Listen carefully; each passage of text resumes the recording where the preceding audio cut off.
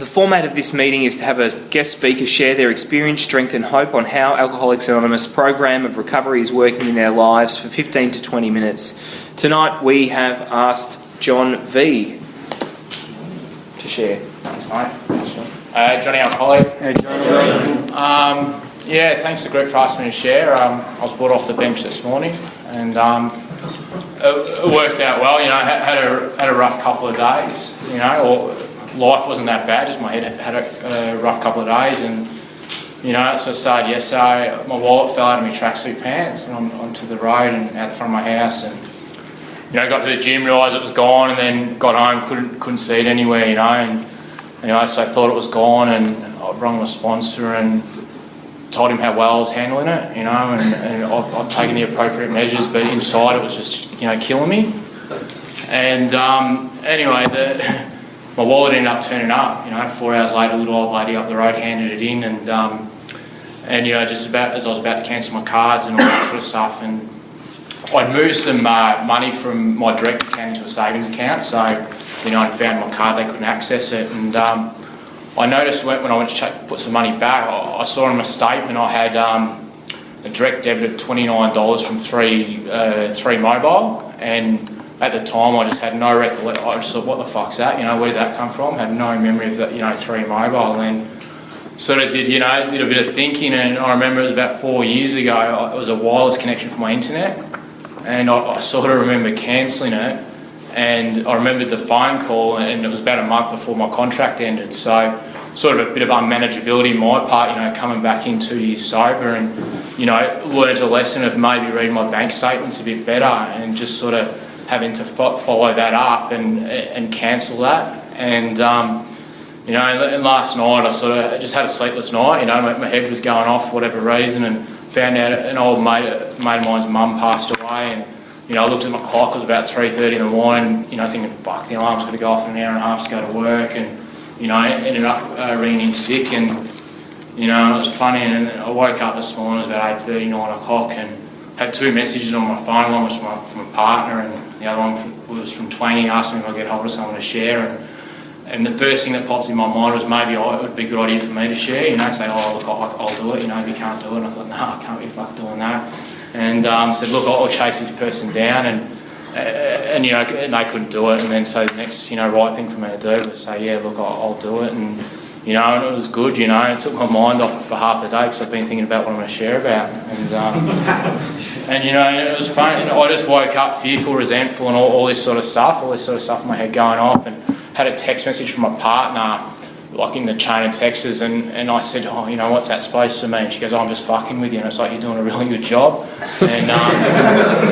but it was just like, on my head's going, it was meant for someone else, it meant for another guy, and all this sort of stuff, and my first thing was, like today, was to be, was not to come to this meeting, to sit on the couch and sulk and flirt with other women on Facebook, and because I'm feeling a bit insecure about my partner, maybe like some of their photos so my partner can see me liking other girls' photos, and that's something I would have done not that long ago, but I didn't act on that, and so it brings me here to share my story, and I shared this a couple of weeks ago, just about like one of my first experiences, or when I first started my obsession with alcohol started quite young, and it was at my partner's family's barbecue, and there was a young kid there, he's about 14 years of age, and I could just see this kid obsessing about the alcohol on the table, like smelling the different people's alcohol, and wondering what it was, and all that sort of stuff. And I remember I used to do that when I was little. I used to love sucking on the wine corks, like my parents my parents had bottles of wine, and when Mum went out of the room, she used to have West Coast cooler while she was cooking dinner, and having a swig of that, and if she was around, pretending not to like the smell of it, and that was the same with my dad's beer, and then going into, I went to a school from year 7 to 10 that was, you're either, it's suited if you're academically gifted, or a sort of a special kid, and I was at the special kid end of the spectrum of that school, and so it wasn't really concentrated on sport or anything like that, and it was sort of in a suburb that there was not many girls' schools around, and it wasn't very an interesting place, and you know, I hated school, and you know, from 7 to 10, and then I started going to a school in year 11 where it was, you know, in a nice, in a suburb that had heaps of girls around, and the sport was quite good, and I went there, and you know, and that's where I found, you know, probably discovered alcohol for the first time, and you know, I was involved with the footy side, and you know, going really well there, and you know, found a new group of mates and started going out on the weekends with them, and you know, parties Saturday night, and you know, they could see like I got it like accepted because you know, I could party, you know, at a young age, and I remember one kid saying to me, and I remember sharing this a couple of weeks ago, you know, and I think I drank alcoholically from the first drink, and I remember I was spewing up and then kept drinking, and you know, these 16-year-old kids were just amazed at that, and my mate, you know, said to me, he goes, "Oh, I can't understand anyone that can you know, spew then keep drinking," and you know, I thought that was something pretty special, and alcohol gave me the ability to talk to girls, you know, and stuff like that, and it was just a, you know, social lubricant. It really got me out of myself, and then, you know, I started at a young age. I was about 17. I started playing senior footy and hanging out with men, and I wanted to be older. You know, I didn't want to be 17 years of age. Always trying to be older. Always trying to pick up women. I suppose that's older women. I suppose that's a fetish more than, you know. So, and anyway, but yeah, and then. You know, and then I started my career at a young age, you know, because I got asked to leave school nicely when I was about 17, and not from being a bad student, I just didn't do any work, you know, I just wanted to play footy and look forward to, you know, socialising, and then so I started working at 17 and earning some money. It wasn't a great deal of money, but for a 17-year-old it was reasonable, and then started my career at 20, which I'm still in today, and that's when I, you know, really hit my straps, you know, like, the footy stopped, you know, I could see guys going out on a, you know, like I was going out on a Friday night and then trying to play on a Saturday, and I was getting away with that 3 years earlier, you know, I could go out on a Friday night, still pull up on a Saturday and still go alright, and then I just thought, you know, I ended up playing the twos, you know, in the end, and, you know, I had a bit of respect around my footy when I was younger, and I just saw the guys drinking on the sideline, watching the ones, or watching us play, and I thought, why don't I just not play and just do that, it's a lot easier, you know, and then, you know, and then started, you know, not playing footy, and, you know, I started going on footy trips at the end and wasn't even playing footy. And, you know, the alarm bell should have went off. I remember a couple of years ago, I came back I was going to start playing again, and I think it might have been a brief stint back in AA to get fit and what have you, and I got fit, you know, and did a pre-season, and I think it was the first night of footy train at this new club I was going to play for, and I asked the guys where they went for their footy trip, and the guy said, "Ease up, mate, you know, it's not even round one yet, you know." And that's all that I in the end, that's all, like I used to love my footy, and that's all I associated footy with, you know, it was the footy trips we had Mondays, and, you know, and the social functions on a Saturday night. And, you know, drugs are a big part of my story. They came in my early 20s, and, you know, looking at it, drugs for me were more performance enhancing to keep drinking. And an old bloke from the pub said to me, he goes, "Mate, you don't know what you're on last night, but you've got to get off the shit," you know, and the scary thing was I wasn't on anything, you know, and that's what alcohol did to me, you know. And when I was on drugs, it used to mellow me out, you know, calm me down, you know, so I sort of act normal if I was on speed or some sort of amphetamines. And then yeah, you know, and look, alcohol taught me to, you know, I had a couple of attempts in my life, tried OD on pills, and stabbed myself a couple of occasions in psychosis, and you know, slashed up my hand and, you know, ended up in the Alfred, and, you know, it's not a very good feeling when you don't remember how you got there. And I couldn't understand that, you know, I didn't want to stop drinking, I just didn't want the consequences that went with drinking, because I thought I just binge drink, I've got to pull up on that second day, you know, if I just have that one day it's alright, you know, it's the second or third day it's no good. And towards the end of my drinking, I had my periods are not sobriety, I wouldn't call it, non-drinking time in between were longer. You know, I might last 3 months, 4 months, 5 months, and then have a drink, and then have a massive bender, you know, and it'll be worse off than the last one. But it was that time in between that was getting just as mad in the end, you know, that was harder for me, that was just as hard as drinking, you know. I was living the life of, you know, pretty much a recluse, and I did a lot of doctor shopping, you know, through my journey, trying to find that guy that doctor or that psychologist that was going to tell me I'm not an alcoholic, you know, I just need to be shown how to control drinking. And, you know, like one of the counsellors, you know, or psychologist said to me, you know, why don't you just try water in between every drink, you know? It's like, it's a great idea, you know, why didn't I think of that, you know? And then I found this doctor, and he's a recovering addict alcoholic and part of the both 12-step fellowships, and I thought this guy's going to teach me how to, you know, how to control my drinking. And, you know, within 5 minutes of seeing this guy, he said, no, you're an alcoholic, go to AA. Couldn't recommend it anymore. And, you know, it was probably 12 months I was continuing seeing him, going back and forth, you know, trying naltrexone and Campbell and all these anti-craving medications, that I finally gave in to him. And I think it was a bribe by memory, you know. I think he said something like, I needed a medical certificate for work or something, and I think he said he'll give it to me if I went to a meeting.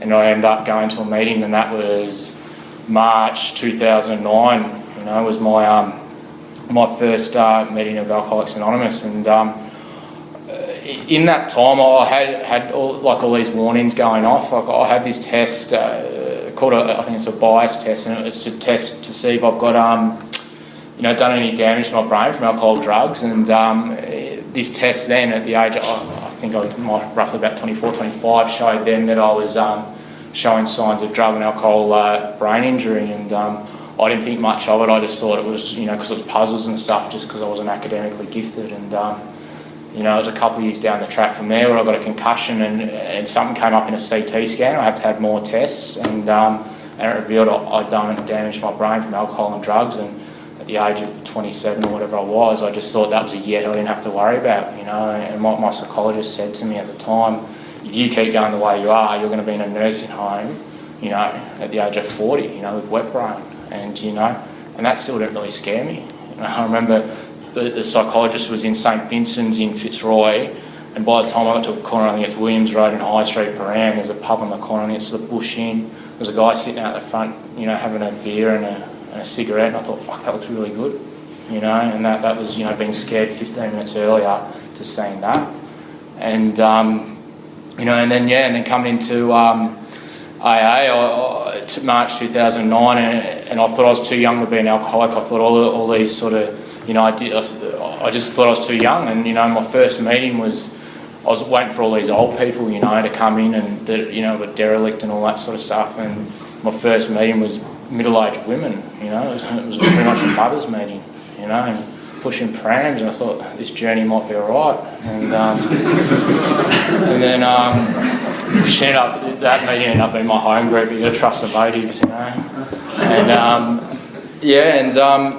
that when I came in, and I think I got up about 5.5 months up of non-drinking time. You know, it wasn't so clean sober time. I think after about 3 months, I think I started, you know, dabbling in steroids and other pain medications and stuff like that. And you know, that first step, I still didn't get that first step. I didn't think, like, you know, that first part of it, the unmanageability part, you know, like I've still got a roof above my head and still got a job and still got all these material things in my life.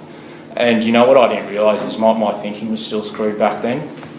And then ended up going back out there, and it was just to and from the rooms, and I just couldn't imagine life without alcohol, you know. Like, how could you go, you know, an AFL grand final day without alcohol, you know. I just couldn't imagine it, you know. Every time I heard, you know, Holy Grail by Hunters and Collectors in September, that was it, you know.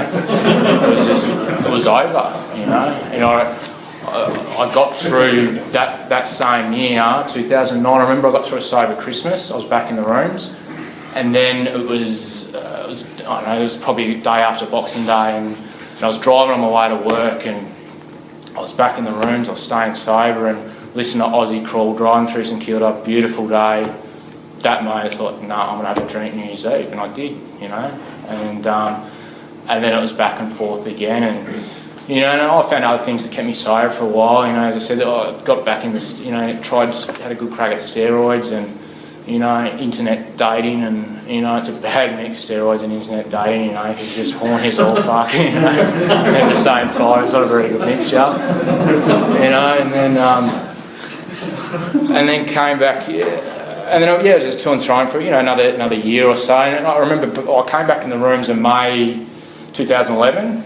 May the 13th, 2011, so it's my sobriety date. And January that year, around January, February, I ended up, I was going to come back in again. And, I had dinner with one of my mates, and ended up taking me through the 12 steps. And he said to me, he goes, what are you going to do? You read me the drill, which was required, or the suggestive steps. And I said, mate, that's too hard, I work shift work. And he reassured me that I wasn't unique.